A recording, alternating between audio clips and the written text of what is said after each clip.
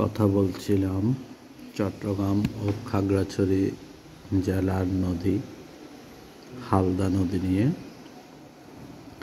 যার দৈর্ঘ্য 106 কিলোমিটার, গড় প্রস্থ 134 মিটার।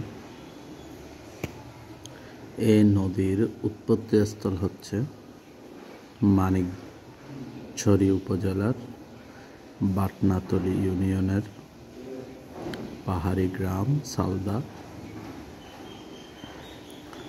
সালদা গ্রামের পাহাড়ি ঝর্ণা থেকে নেমে আসা ছড়া সালদা থেকে হালদার শব্দটি এসেছে। সালদা নদী যদিও আরেকটি নদী রয়েছে ব্রাহ্মণবাড়িয়ায়। এই হালদা নদী চট্টগ্রামের ঐতিহ্য এবং গুরুত্ব বহন করে। এটি দক্ষিণ এশিয়ার বৃহত্তম প্রাকৃতিক মৎস্য প্রজনন কেন্দ্র। এটি মৎস্য প্রজননের জন্যই বর্তমানে বাংলাদেশে বিখ্যাত এবং পরিচিত একটি নদী।